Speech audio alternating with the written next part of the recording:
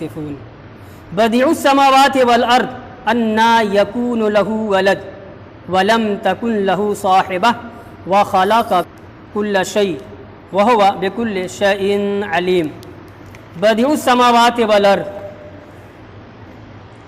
اللہ موجد ہے، اللہ موجد ہے، ایجاد کرنے والا ہے۔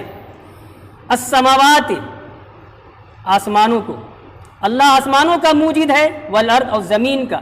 دیکھیے، ایک ہے خالق،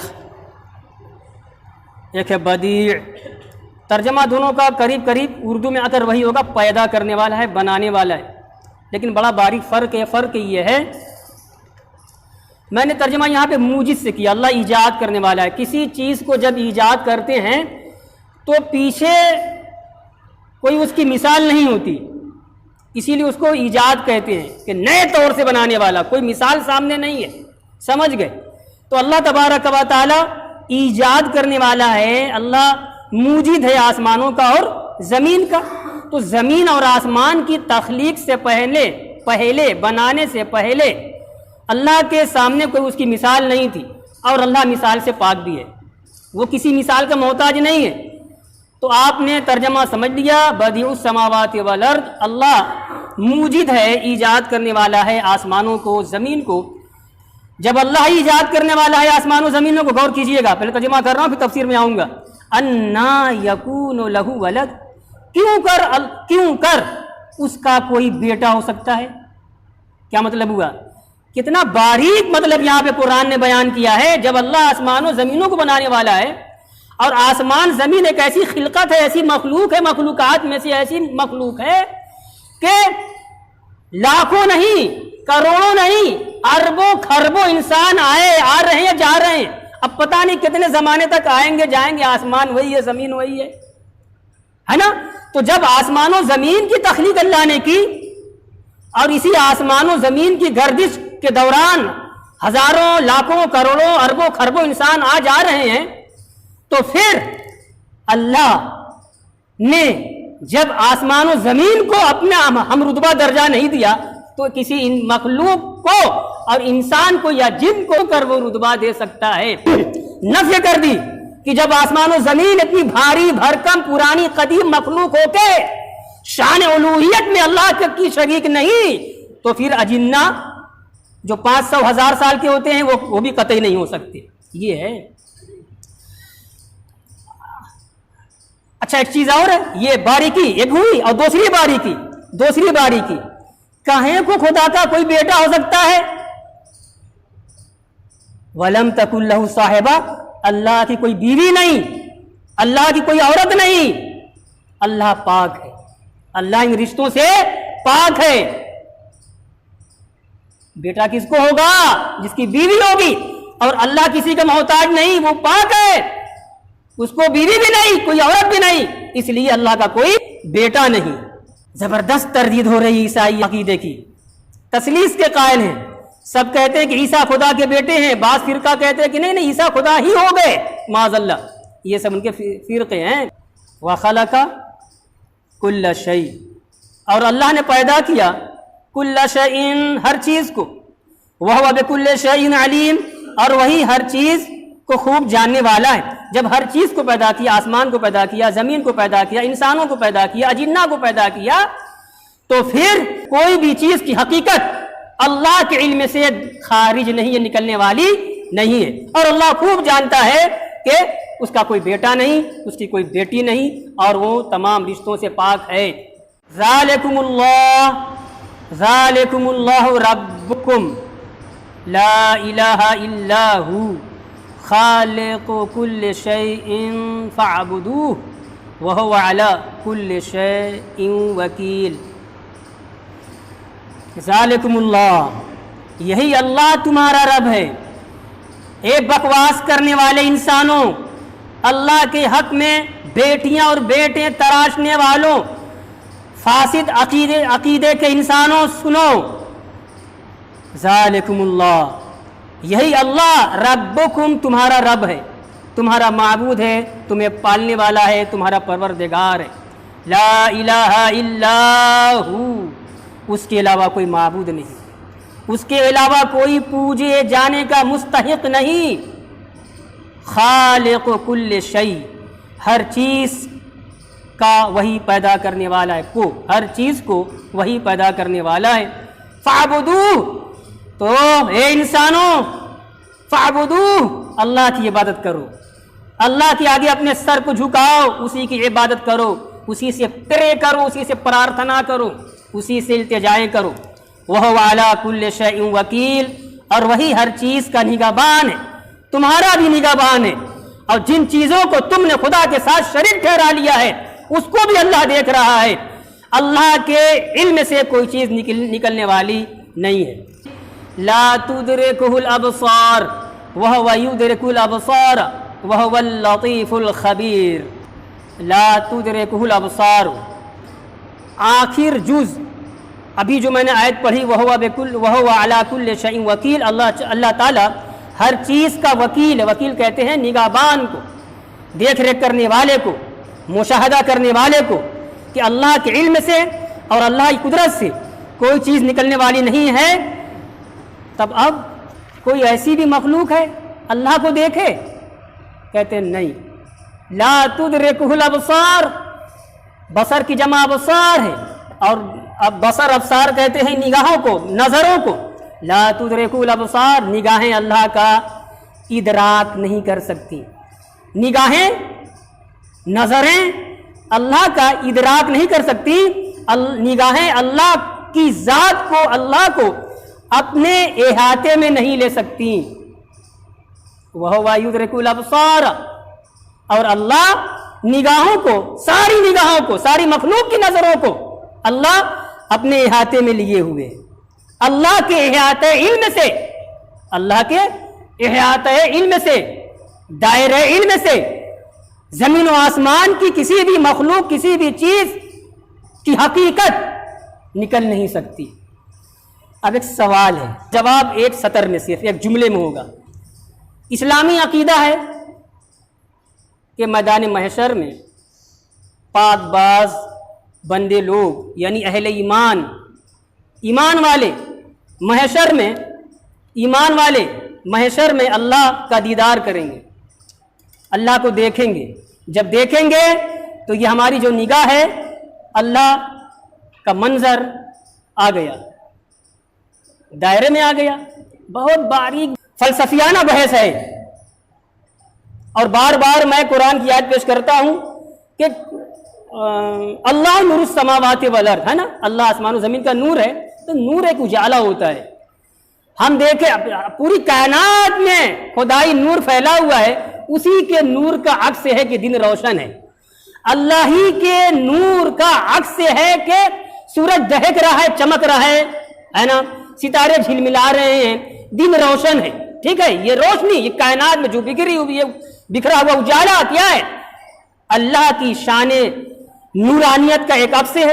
ٹھیک، ہم اگر ادھر مغرب کی سمت دیکھ رہے ہیں، مثلا مغرب کی سمت دیکھ رہے ہیں، تو ہماری یہ آنکھ کا جو دائرہ ہے، غور کیجئے گا، جہاں تک ہم نگاہ کر رہے ہیں تو وہی ہمیں نور نظر آ رہا ہے۔ تھوڑا سا دائیں بائیں بھی آ جائے گا مگر ادھر نہیں آئے گا، ادھر ہم نہیں دیکھ رہے، نہیں آئے گا، پیچھے نہیں آئے گا، غور کیجئے گا، اور اللہ ہر جگہ ہے۔ تو کیا مطلب نکلا؟ انسانی نظروں میں، بصارت میں وہ طاقت و قوت نہیں، وہ آب و تاب نہیں کہ اللہ کا ادراک کر سکے، اللہ کی ذات کو اپنی نظروں میں گھیر سکے۔ سمجھ گئے آپ؟ یہ کوئی کسی بھی مخلوق کی آنکھ میں یہ طاقت نہیں، اللہ نے نہیں دی ہے۔ بات سمجھ میں آ گئی؟ مگر محشر میں دیکھیں گے۔ اب سوال ہو گیا کیسے دیکھیں گے؟ جو قاعدہ آپ یہاں بیان کر رہے ہو تو وہاں بھی تو یہی نظر ہوگی۔ یہ اور بات ہے، اللہ تیزی دے دے، یہ تو شان قدرت ہے کہ بندہ جب مرتا ہے تو مرتے ہی برابر اس کی نگاہ بہت تیز ہو جاتی ہے، اتنی تیز ہو جاتی ہے کہ ہزاروں کلو گرام مٹی کا وزن چیر پھاڑ کر کے وہ مردے کی آنکھ اپنے زیارت کرنے والوں کو دیکھتی ہے۔ قبر پر کون گیا؟ ہمارا کون عزیز آیا فاتحہ پڑھنے کے لیے، حاضری دینے کے لیے، سال ثواب کرنے کے لیے؟ وہ فاسق و فاجر گناہگار بندہ بھی، اس کی آنکھ بھی اتنی تیز ہو جاتی ہے کہ اپنے قبر کے اندر رہتا ہے، اور مٹی کی ایک پرت وہ 2.5 کہ تو پردہ 2.5 इंच का पर्दा भी हो जाए तो हमारी निगाह काम नहीं करेगी, उस तरफ नहीं जा सकती मुसलमानों। और मिट्टी के पर्दे की बात तो दूर की है, आप सूती का बारीक कपड़े का पर्दा भी हमारी निगाहों के सामने लगा दीजिए, अगरचे हमें नजर आएगा, ओझल नजर आएगा, साफ नजर नहीं आएगा पर्दे के उस पार क्या हो रहा है, क्या है। हाँ, कुछ अक्स है कि नहीं है, ये मैं आपको मिसाल दे रहा हूं, मगर खुदाई निजाम है, खुदाई निजाम है। मरने के बाद यही हमारी आंख, सर की आंख इतनी तेज हो जाती है, इतनी तेज हो जाती है कि हजारों किलो मिट्टी जो हमारे ऊपर होती है, मुर्दे के ऊपर, कुछ नहीं असर करेगी, हमारी निगाह को रोक नहीं सकती। वो देखता है, अब वो कैसे देखता है, अल्लाह के हबीब ने फरमा दिया तो देखता है। और दुनिया में वो मुर्दा अगर हमको पहचानता रहता है, हमारा दोस्त है, हमारा पड़ोसी, ये मोहल्ले का है, एक मोहल्ले वाले हैं, 20 घराने हैं, होता है एक कब्रिस्तान पर बहुत सारे की हड़ाबर होती है, तो वहां गया वो अपने मुर्दे के पास, अपने किसी आबा अजदाद में मरे हुए गुजरे हुए शख्स से फर्द के पास गया, गुजर रहा है मोहल्ले वाले की अगर कब्र वहां, देख रहा है कि मेरा मोहल्ले का फला चचा है, भाई है, समझ गए ये ईमान है, ईमान। अब आइए आमदम बरसरे, मतलब ये मैंने मिसाल दी थी आपको कि दुनिया में रहते हुए ये हमारी निगाह का एक बाउंडेशन है, इसकी एक हद है, जो हद है उसी हद तक रहेगी, है कि नहीं, कि हम अगर आगे देख रहे हैं पीछे नहीं देख सकते, आगे देख रहे हैं दाएं की चीज थोड़ा सी नजर आएगी, यहां तक इधर नजर नहीं आएगी, ठीक है। और फिर क्या है कि अल्लाह का नूर हमारी निगाह में समा नहीं सकता। ये तो दुनिया की नूर की बात हमने की है कि जहां तक निगाह काम की तो हमने नूर को देखा, आज जहां तक देख रहे हैं इधर नहीं इधर नहीं, मगर अल्लाह का नूर वो भी नहीं देख सकते। यही आंख वहां काम नहीं कर सकती कि अल्लाह का नूर का हम इदराक कर सके, अल्लाह के नूर को, अल्लाह की जात को अपनी सर की आंखों में हम घेर सकें, उसके दायरे में, उसकी गोलाई में ले सके। इतनी लंबी तमहीद मैंने सिर्फ इस बात को, ये बात समझाने के लिए की है कि दुनिया का ज़ाब्ता कुछ और होता है, बरज़ख और कब्र का ज़ाब्ता कुछ और होता है, और महशर का कुछ ज़ाब्ता और वसूल कायदा कुछ और होगा। तो वही निगाह इंसान की जो दुनिया में रह करके खुदा के अपने खुदा का इदराक नहीं कर सकती थी, अपने खुदा का दीदार नहीं कर सकती थी, अल्लाह के नूर का इदराक नहीं कर सकती थी, वही निगाह। और सारी निगाह नहीं, फासिक फाजिर अलग हो जाओ, ए मुशरिकीन की जमात अलग हो जाओ, ए काफिरीन अलग हो जाओ, मुनाफिकीन अलग हो जाओ, अरे यही नहीं बल्कि वो मुसलमान जो दुनिया में नाकारा थे अपने आमाल की वजह से, बदआमालियों की वजह से, अपने गुनाहों की वजह से, और नमाज के तर्क का इर्तिकाब करते थे, रोजे से मतलब मीठा तक खा जाते थे, अल्लाह के अहकाम से बेलगाम ऊंटों की तरह भागे भागे फिरा करते थे, बस नाम के मुसलमान थे ना। तुम लोग भी अलग हो जाओ, तुम लोग भी इस लायक नहीं हो खुदा का दीदार कर सको यहाँ महशर में। बड़े मुखलिसीन लोग बचेंगे, बड़े खवास लोग बचेंगे, जन्नती लोग जन्नत में चले जाओ, ऐलान हो जाएगा, होने गया, जाओ जन्नत में, जहन्नम में चले जाओ, सब फर्दन नाम लेके हिसाब किताब होगा, वहां डिक्लेयर होगा, सब हो जाएगा। मोमिनीन की एक जमात वहां रुकी रहेगी, कभी बयान कर चुका हूं शायद, मोमिनीन की एक जमात रुकी रहेगी, उनको जन्नत मिल जाएगी। अल्लाह ताला तमाम रिश्तों से पाक है, वो किसी की नाज बर्दारी से भी पाक है, वो सब चीज से पाक है, मगर वारे खुदा की मोहब्बत, जिस मोहब्बत में दुनिया के अंदर उनका मरना मिटना हुआ, जिस मोहब्बत ही के साए में उनका पलना जीना बढ़ना हुआ, अल्लाह की जिस मोहब्बत के साए में उन्होंने अपनी जान कुर्बान कर दी, अब वही मोहब्बत वहां उन्हें रोकी रहेगी, नहीं जाना, रुको, जाने दो लोगों को, वहां रुके रहेंगे। क्यों भाई? गैब से आवाज आएगी, पर्दे गैब से, जाओ ये परवाने जन्नत, तुम लोग भी जन्नत में जाओ। मौला तूने तो वादा किया था कि मेरे मुखलिसीन बंदे महशर में अपने रब का दीदार करेंगे, नेमतें तो हासिल होगी, मगर ये नेमत अभी कहाँ मिली है? कहा अच्छा, फरमाया जाएगा अच्छा अब पर्दे गए भटेगा और अहले ईमान खास मुमिनीन जो बड़े मखसूस लोग होंगे वो रब का दीदार करेंगे। इसी मंजर को कुरान ने बयान किया है, तू हूँ यौमइदिन नाज़िरा, उस दिन कुछ चेहरे बड़े रौनक वाले होंगे, बड़े ही तरोताज़ा होंगे, मुस्कुराते हुए होंगे। इला रब्बिहा नाज़िरा, एक में ज़्वाद है, एक में वा है। इला रब्बिहा नाज़िरा, अपने रब का दीदार करने वाले होंगे। तो अब देखिए वही आप दुनिया में होते हुए اس کے احاطے میں اللہ نہیں آ سکتا تھا، اللہ کا نور نہیں آ سکتا تھا، مگر وہی آنکھ وہاں کیا ہو جائے گی؟ اللہ کے نور کا ادراک کر لے گی۔ لا تدرکوا الابصار، نگاہیں اللہ کا ادراک نہیں کر سکتی، اللہ کو اپنے دائرے میں نہیں لے سکتی۔ وہو یدرک الابصار، اور وہ یعنی اللہ تعالی نگاہوں کو اپنی ادراک میں لیتا ہے، اپنے دائرے میں لیتا ہے۔ وہو اللطیف الخبیر، اور وہ یعنی اللہ لطیف، بڑا لطیف ہے، بڑا باخبر ہے۔ کسی نے لطیف کا ترجمہ یہاں پہ کیا ہے کہ باطن کو بھی جاننے والا ہے، الخبیر ظاہر کو بھی جاننے والا ہے۔ قرآن کہتا ہے قد جاءکم، یقیناً تمہارے پاس آ گئیں، اے انسانوں تمہارے پاس آ گئیں جمع سے، بصائر من ربکم، تمہارے رب کی جانب سے کھلی ہوئی دلیلیں۔ کس چیز پہ کھلی ہوئی دلیلیں؟ کہ اللہ ہی خالق ہے، اللہ ہی معبود ہے، اللہ ہی کی عبادت ہوگی، اور حق کو باطل میں فرق کرنے والی دلیلیں کہ یہ بات حق ہے، یہ بات باطل ہے، صحیح نہیں ہے۔ من ربکم، تمہارے رب کی جانب سے۔ اور پھر تفسیر، اور پھر یہ کہ ہم نے انسان کو عقل و شعور سے نوازا ہے، کہ میں نے انسان کو دی جو عقل غیر انسان کو، اجنہ کو بھی نہیں دی، اور مویشیوں چوپایوں کو بھی نہیں دی۔ مطلب یہ ہے کہ بھرپور عقل و شعور سے ہم نے انسان کو نوازا، تو سب دیکھ رہے ہیں، ماننے والے بھی دیکھ رہے ہیں، ماننے والے بھی دیکھ رہے ہیں، ماننے والے بھی سمجھ رہے ہیں، نہ ماننے والے بھی سمجھ رہے ہیں۔ یہ اور بات ہے کہ سمجھ تو رہے ہیں مگر اس سمجھ کا اظہار اپنی زبان سے نہ کریں۔ یہ تو قرآن نے آگے کہا، میں نے تفسیر کر دی، فمن ابصر فلنفسہ، جس نے دل کی نگاہ سے مان لیا اور پھر اعتراف کر لیا زبان سے، فلنفسہ، اب تو اپنے فائدے کے لیے، تو اپنے فائدے کے لیے۔ ومن عمی فعلیہا، اور جو جان کر بھی اندھا رہا، جان تو لیا مگر نہیں بولے گا لا الہ الا اللہ محمد رسول اللہ، نہیں اعتراف حق کرے گا، اسلام قبول نہیں کرے گا، فعلیہا، تو اس کا نقصان ہے۔